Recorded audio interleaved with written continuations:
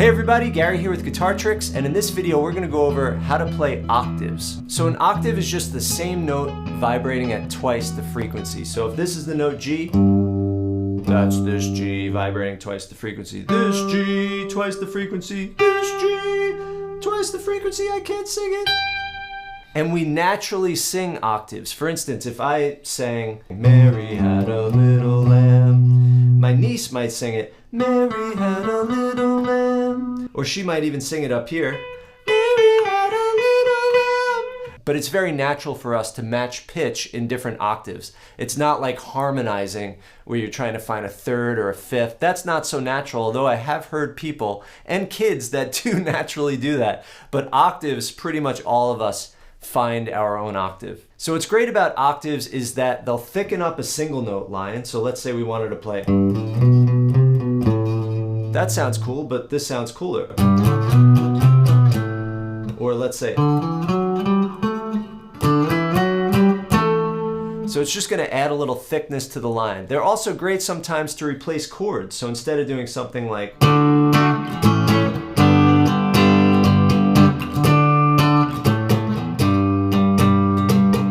so the second time I use the octaves, and in that case, it thins out the sound of a chord. So it thins out the sound of a chord, thickens up the sound of a single note. What's also great about octaves is that they help you learn the entire fretboard. Because if you know one G, then you can learn the other, then the other. And if you know this one, then this one, then this one.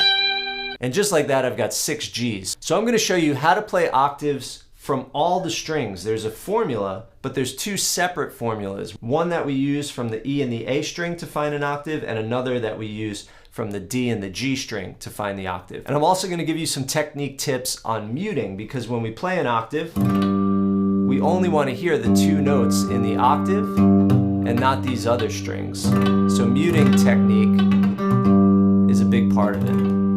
And then at the end, I'm going to give you one riff to get you started and give you some ideas on how you might want to take that riff and make it your own. Before we get into that, please go ahead and click subscribe so that you get all the latest and greatest content from Guitar Tricks. And if you want to be notified of any new lesson, be sure to tap that bell. All right, so from the low E string, here's the formula. Let's start on the note G, which is 3rd fret of the low E string. The formula to find the octave is over 2 frets, down 2 strings. So we go over 2 frets, and then down 2 strings. So there's our 2 Gs right there, right? And like I said, the muting technique is a big part of this. So here's how to make this work. You want to drop your wrist down so you get your hand out in front, parallel to the fretboard. So not on this angle, not on this angle, parallel. So drop the wrist. The thumb is going to be between the 2 fingers, nice and relaxed on the back of the neck. And then first, let's just start with this first note on the G.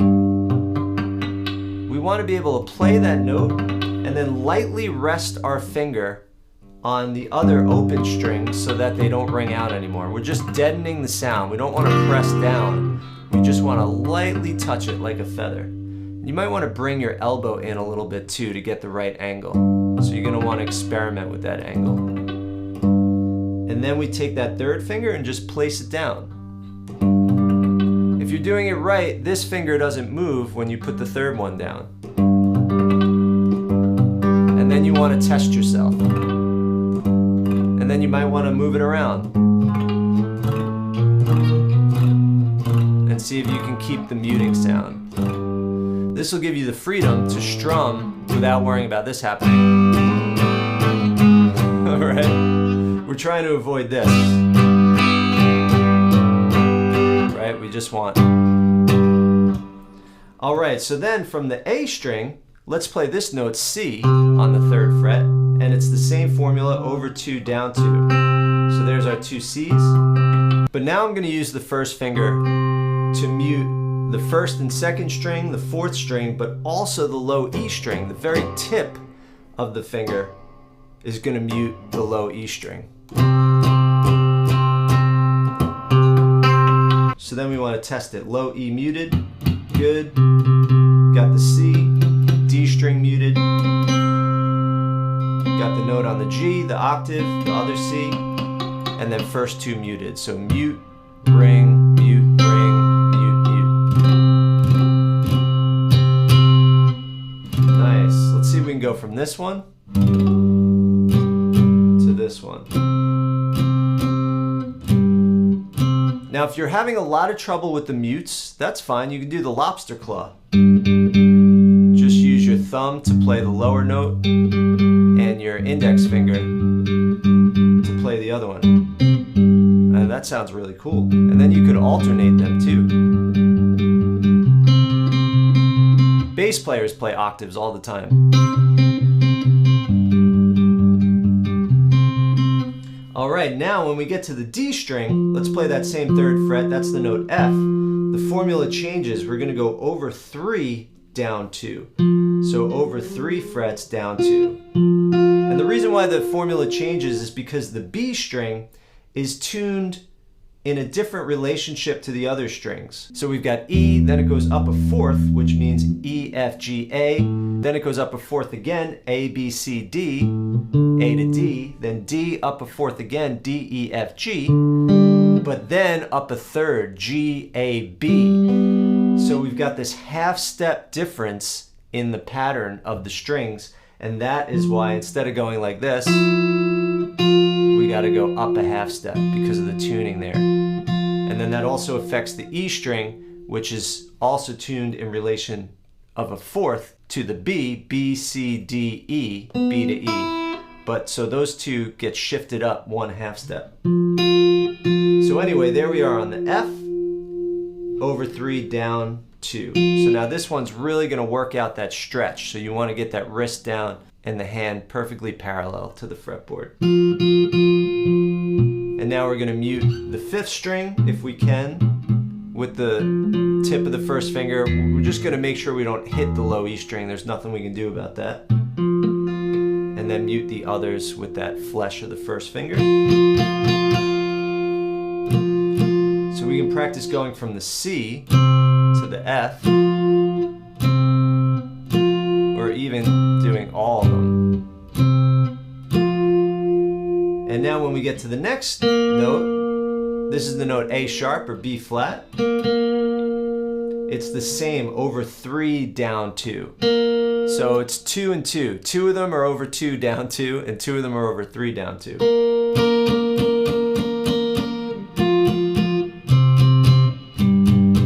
And we could do the lobster.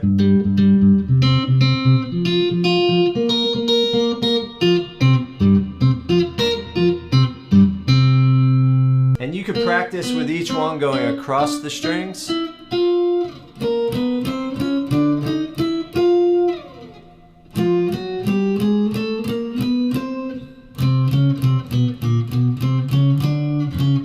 Now when you travel, I recommend you don't lift up, you just slide across, all right?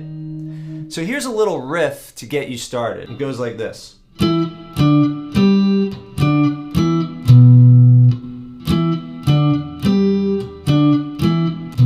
And I made up the riff like this because it gives you a chance to play the over 3, down 2 and the over 2 down 2 on different sets of strings. So we go 7th fret on the A, that's the note E, down to D, 5th fret.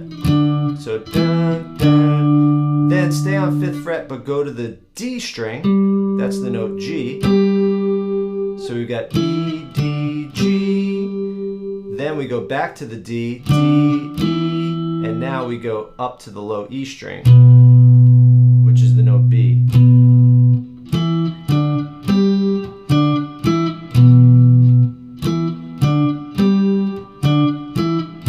Now once you feel really comfortable with it, add some rhythm.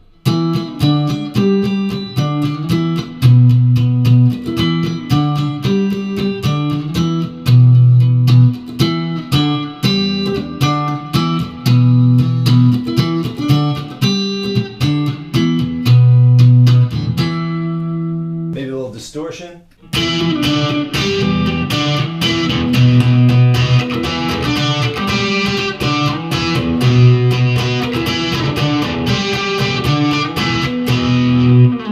All right, and then like I said, you could use these octaves to find your other notes. So if this is a G, this is a G, this is a G.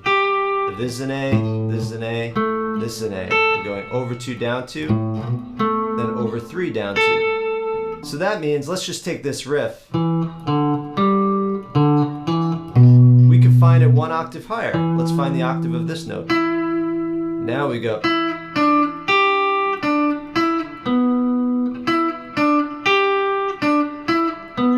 Right?